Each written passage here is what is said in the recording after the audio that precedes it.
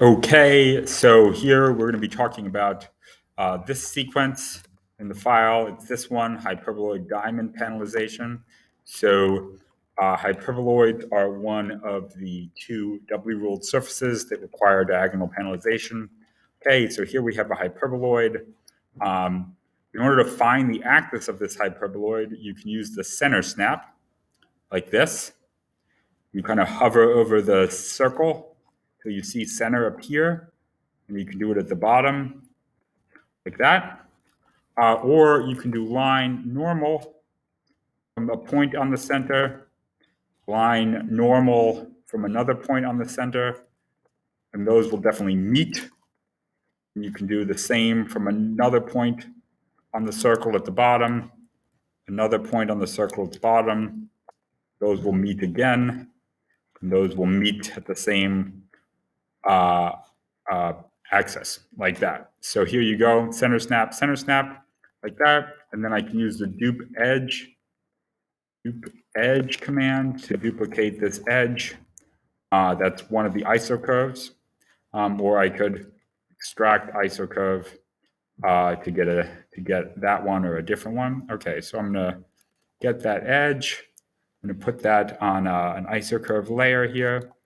And then I'm gonna take this and I'm gonna rotate it, rotate 3D, 180 degrees about the generator.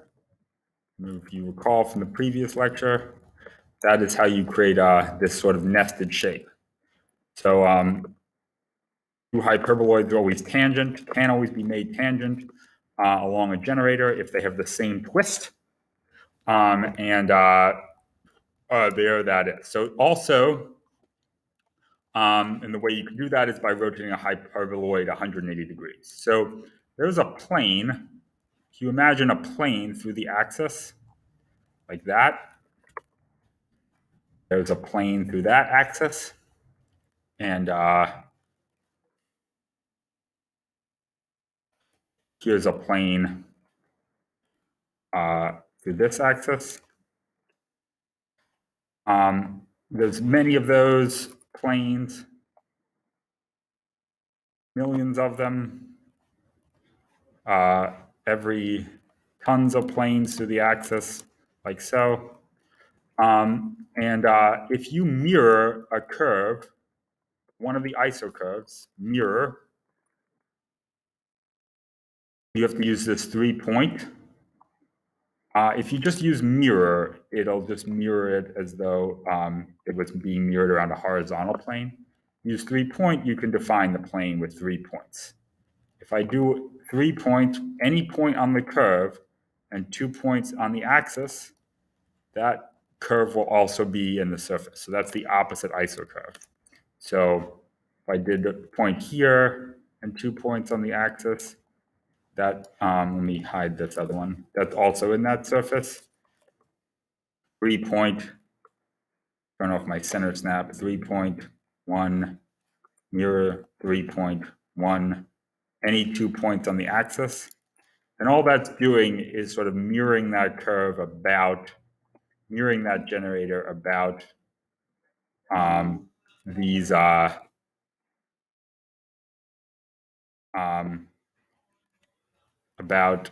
these points, these planes here that are through the axis and through the point that I'm mirroring it about. So I can always create opposite generators by opposite isocurves or generators by doing a mirror 3-point about any 2 points on the axis, or I can create the first set of generators by just extracting isocurve. So the reason you have to do this silly process, so I can extract one set of isocurves from the hyperboloid this way, but in Rhino, the hyperboloid is defined with the generatrix as one set of isocurves and the directrix as the other, the circles, the parallel circles. So this, in order to get the opposite set of the lines for the doubly ruled surface, you have to go through this process of the mirroring. And that works because this, if I were to revolve the opposite isocurve, about this axis, it would generate, exactly the same surface like that. So there's two sets of lines in this surface, but only one can be found by extracting isocurves. The other one has to be found by mirroring about the plane like that. Okay, so what's interesting is if I copy this, I'm going to copy this over. If I split this surface with those two isocurves that it intersected along, I get this object right here, which has both the hyperboloids tangent to each other. So now I'm going to copy this again. I'm going to start extracting isocurves. So the first thing to do is to duplicate an edge. I'm going to use that to define the spacing of the isocurves.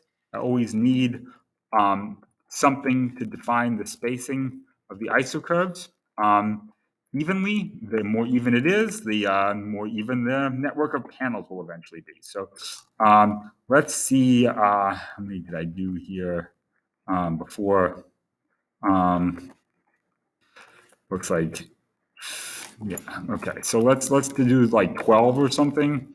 Remember, I often do this multiple times at different densities before I define the one I want. So I'm going to do 12 for now. All right, so let's put this on that layer. Let's do 12 here.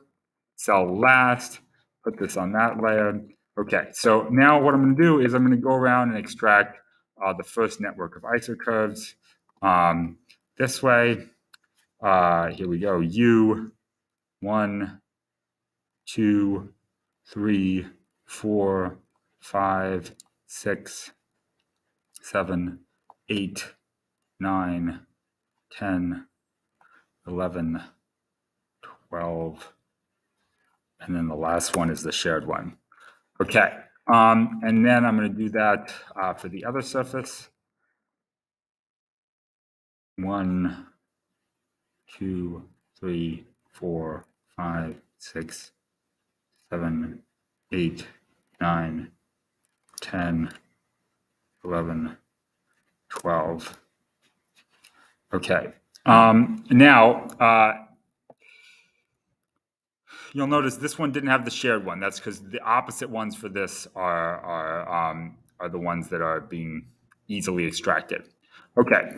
Okay. So let's just complete this first set of isocurves. So I'm going to go back to my first color, and I'm going to just get the rest from this moment of overlap here.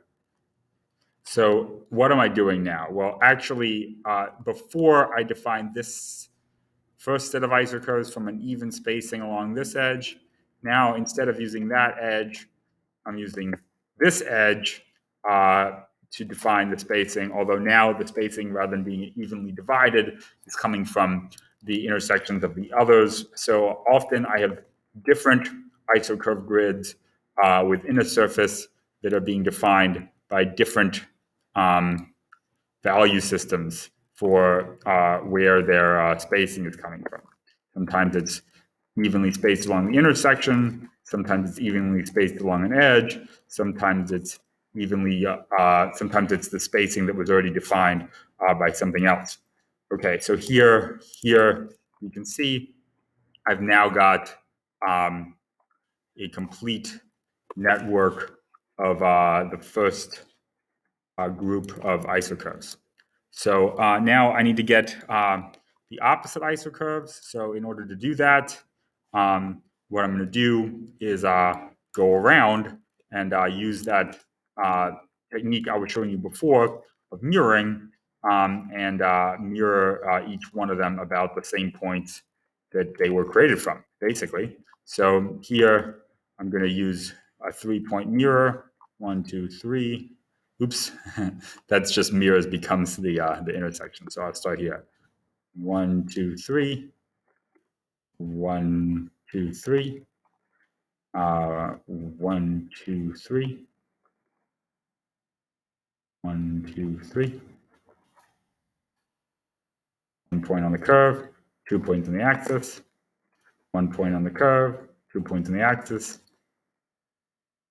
1 point on the curve, 2 points on the axis, 1 point on the curve, 2 points on the axis, 1 point on the curve, 2 points on the axis, 1 point on the curve, 2 point on the axis, 1 point on the curve, 2 point on the axis, 1 point on the curve, 2 point on the axis.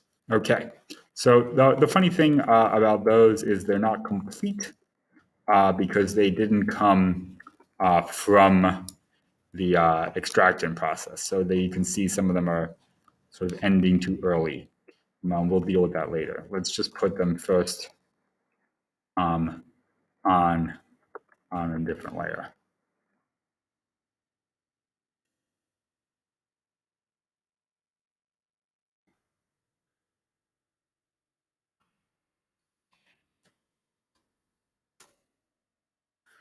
Okay, and not only are they ending too early, but you can see some of them are actually extending past the surface because the surface itself was trimmed. So let's split those and stop them at the edge of the surface. Okay, let's go do the same for the other surface.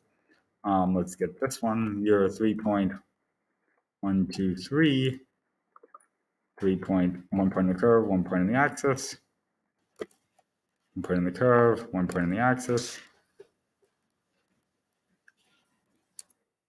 1 point on the curve, 1 point on the axis, 1 point on the curve, 1 point on the axis, 1 point on the curve, 1 point on the axis, 1 point on the curve, 2 points on the axis, 1 point on the curve, 2 points on the axis, 1 point on the curve, 2 points on the axis, 1 point on the curve, 2 points on the axis, 1 point on the curve, and 2 points on the axis. And there we go. All right, so those again have the same problem of ending too early. One thing that's kind of neat that you'll notice is because these surfaces are symmetrical, the isocurves are actually meeting, which is miraculous. It's because these are symmetrical. That's how they were created. All right, so let's put these on their own layer. And there we go.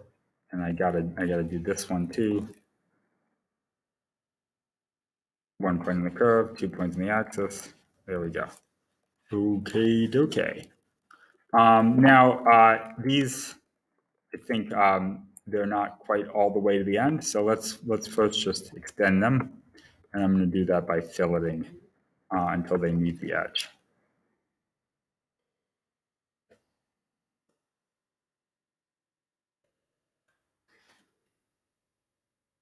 Okay, so here I need to complete these isocurves, which I can do by extending one until it intersects any of the other opposite isocurves, or I can do so by filleting them like so. So let's keep going. Okay, fillet.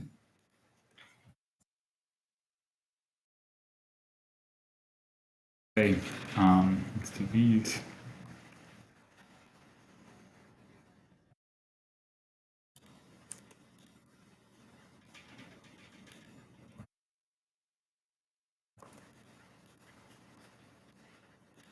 Okay, so the only thing is I haven't quite finished. There's part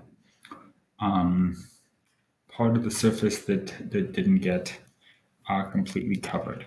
So what I'm going to do actually is go down the line here and mirror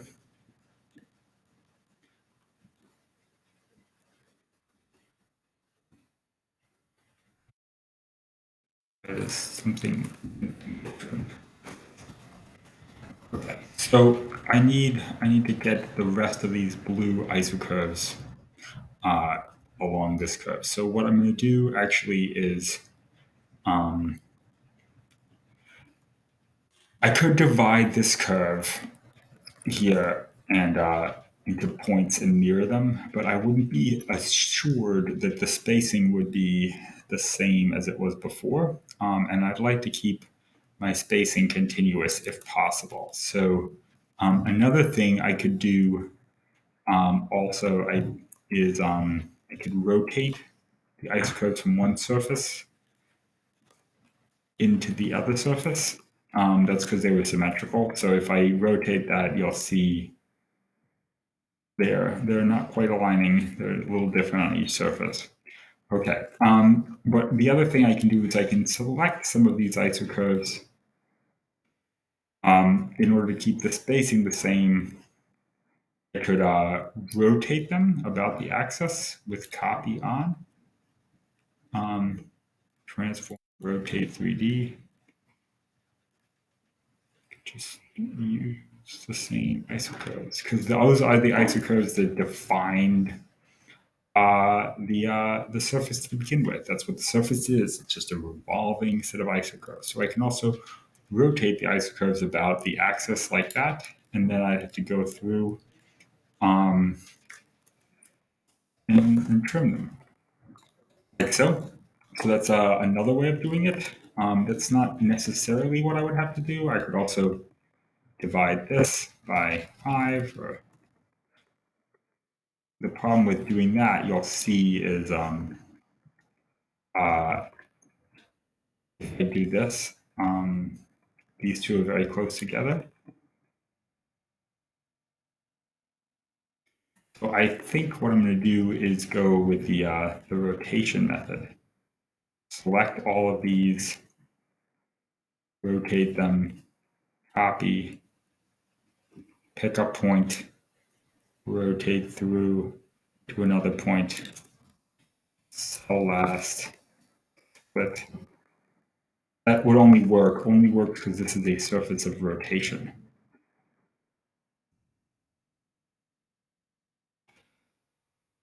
This is the isocurve that is from the surface. These are opposite, so if I wanted to get that, I could mirror this isocurve around 3 points from that point. The only reason I was doing this was because the only reason I was rotating these is because you can see those spacings are not equal. They're sort of changing based on the way the surface is defined. It's defined from the spacing up here, not the spacing along here. So to find that spacing, I use the rotation method.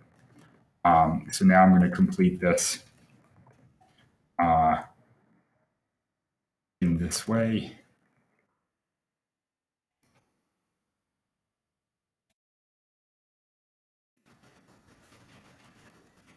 Looks like I'm still not finished. So I'm gonna select a few more of these. Rotate 3D. I'm going to use this point, this intersection, as a reference point.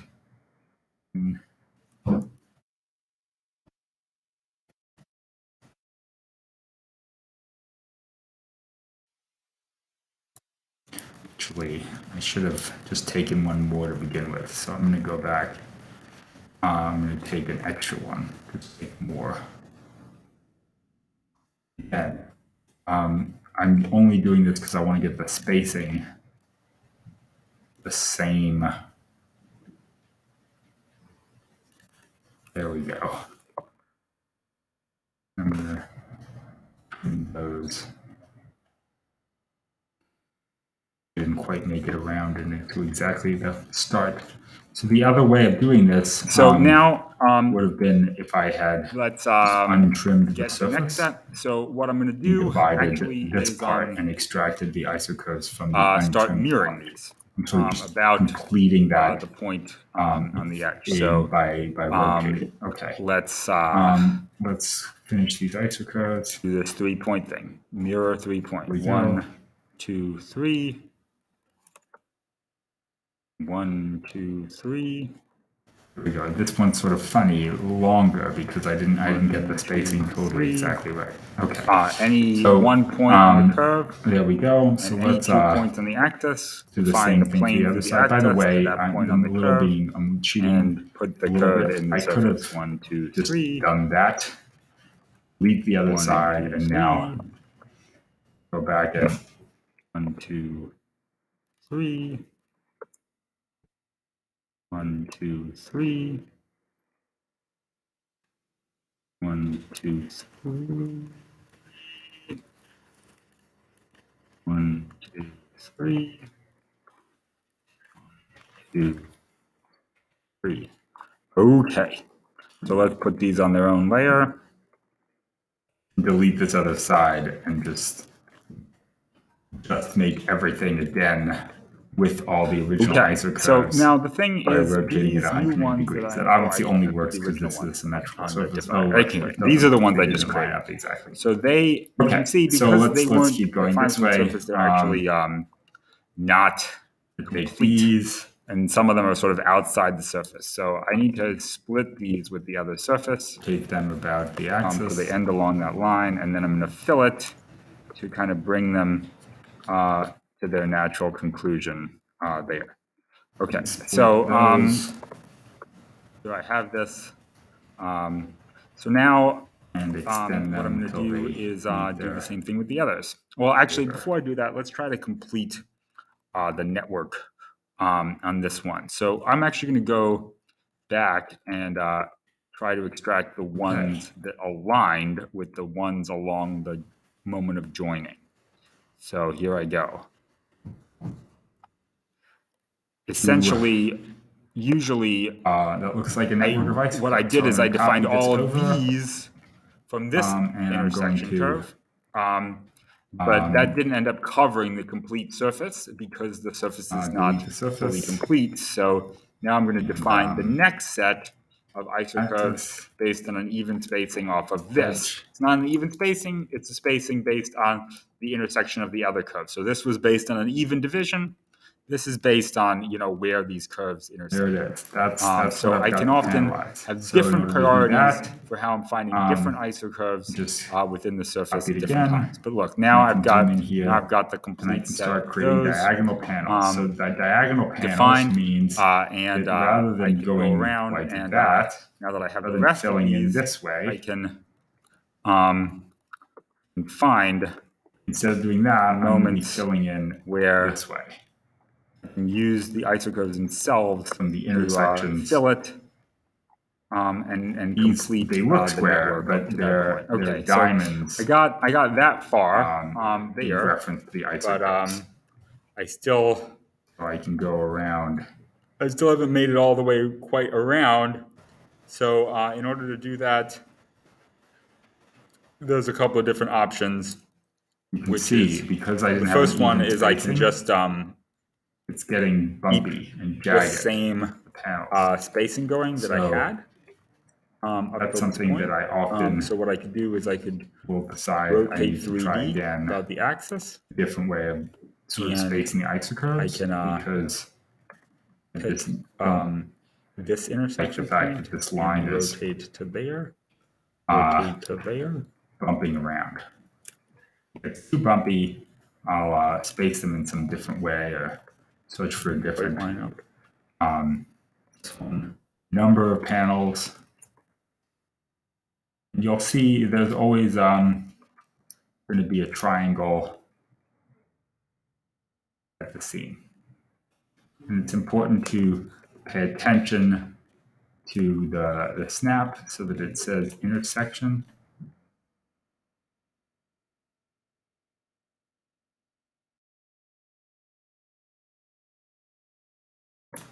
What's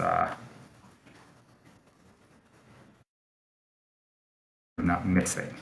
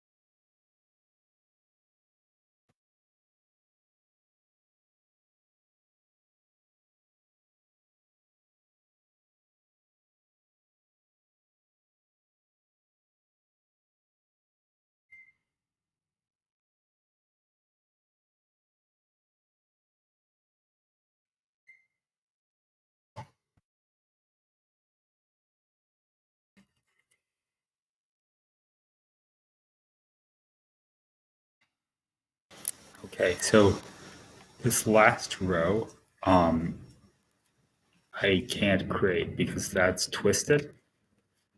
I don't have enough. So in order to make it, I need to actually extend these all by one more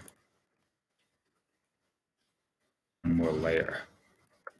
One of the things you'll notice about hyperboloids, just the nature of the surface, is the isocurves are sort of spreading out. It could be frustrating or appealing, depending on how you think about it. Okay, so there's these like giant panels here, based on the spacing that I defined. You know, it's getting very small in the middle and exponentially larger. Both interesting and unusual.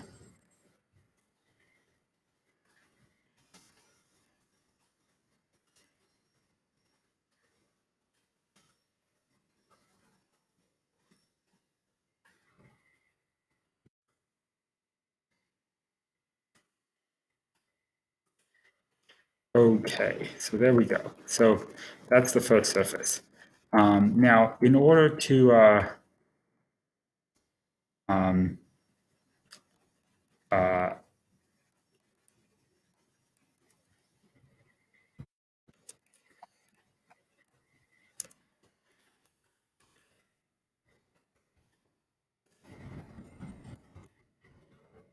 I did enough of it. These shouldn't have been the triangles used by the colors of my isocurves. Actually, there's another row here.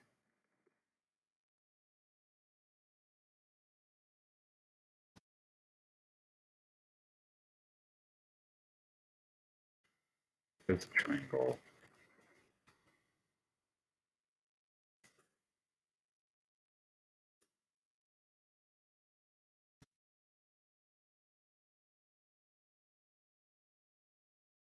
There we go. Okay. So now, in order to get it back to the shape of the original surface, I'm going to have to trim the panels again. But let's do the other side. So, all right, so let's go Tools, RhinoScript, and Run. Do this reorder. You can also use the Python script that I uploaded. Here we go. Let's select all these isocurves in an order.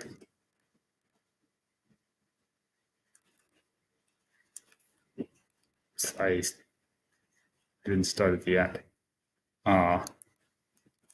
Start with this one.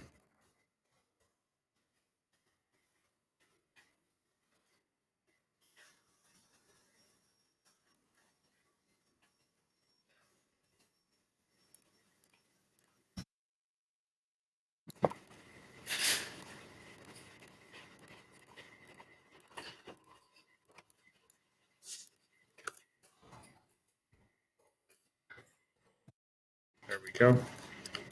Okay, and then let's do the other way.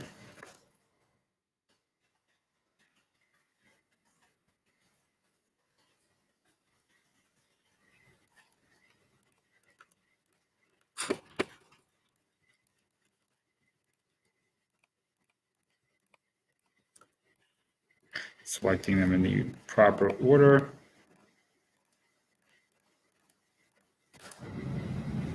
There we go. Oops, I left some out. Let's try.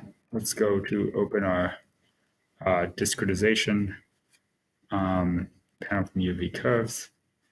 Let's see if this works. We got to use the diamond one here, so let's put the U's in there. Let's put the V's in there. There we go. So let me just bake that.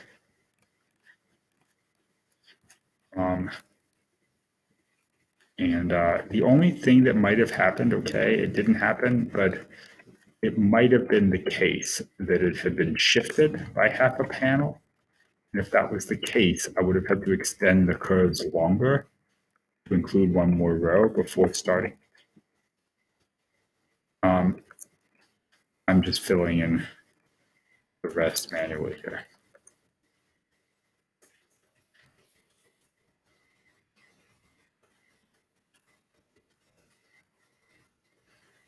That I forgot to include.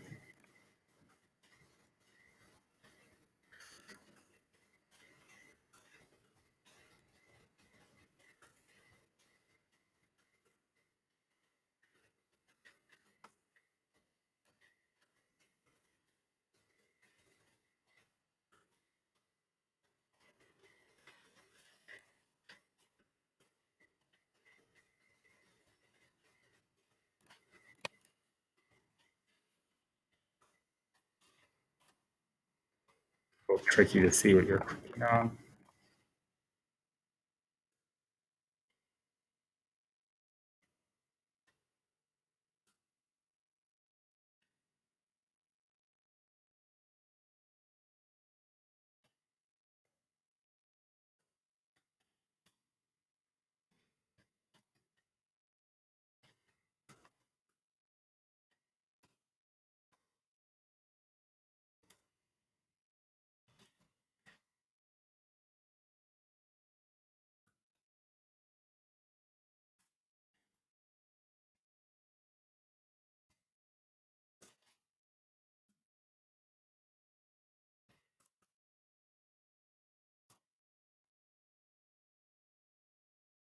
That one that's messed up.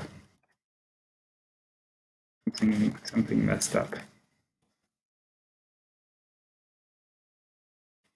You can see I made a mistake. I didn't draw the isocurve to the exact right spot. So in order to fix that, I would have to literally go back in here, recreate this isocurve. So let's do that. This is not a plane. I can potentially cheat. So I'm just going to split that plane there. I'm going to extrude curve along curve like that. And you'll see it's if I try to extend this, it'll be not exactly hitting the surface. So in order to fix it, what I can do is I can delete this isocurve.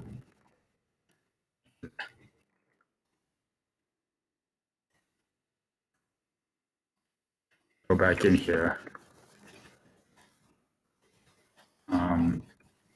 Go find the surface.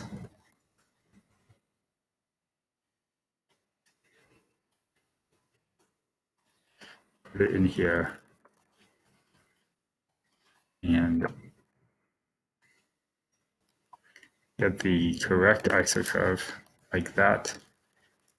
Delete the surface. Go at that like that.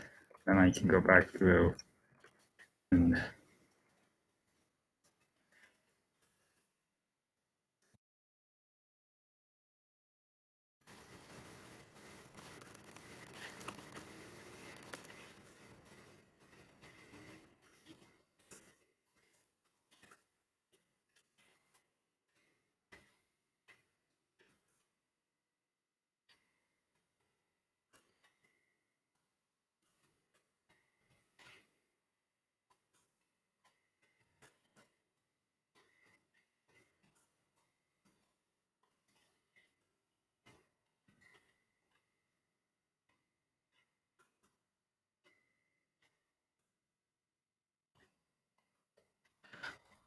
so now these again need to be extended to create the missing row.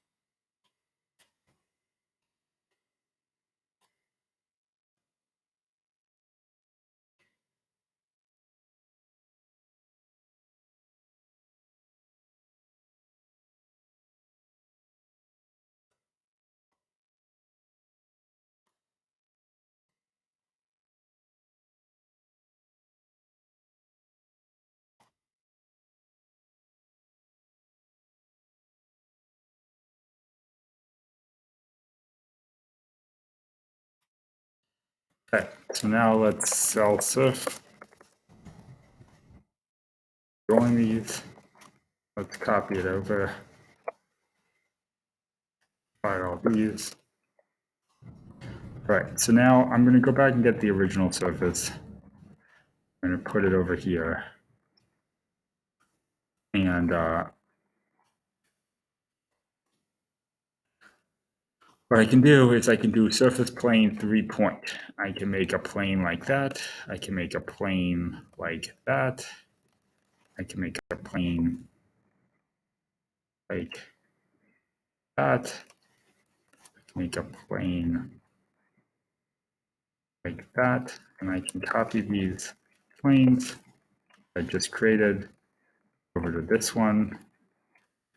And I can extend them.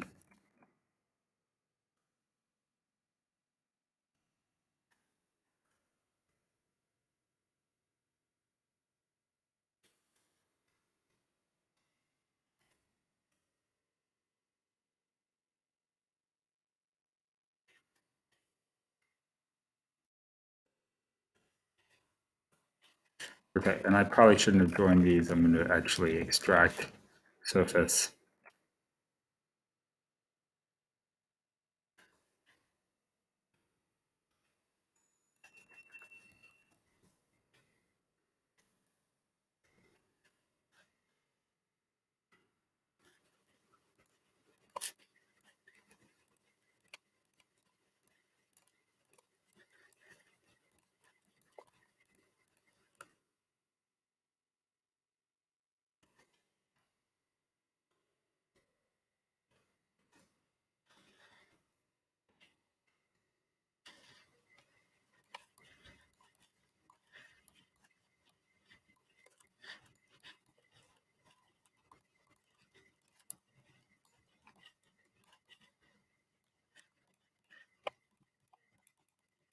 Would have been easier if I put the panels on different layers. All right, well, I think that'll work. I'm just going to split these with this.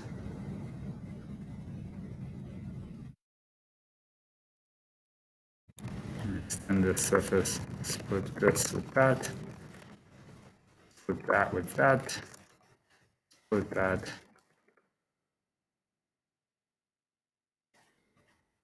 split that with that.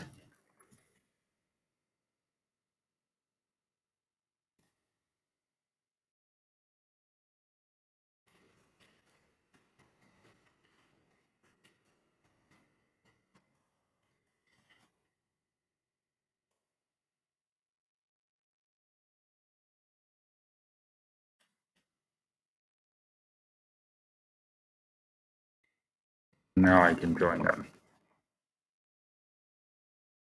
There it is.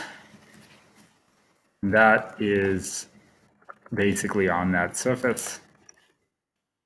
There it is. Okay, that's the first one.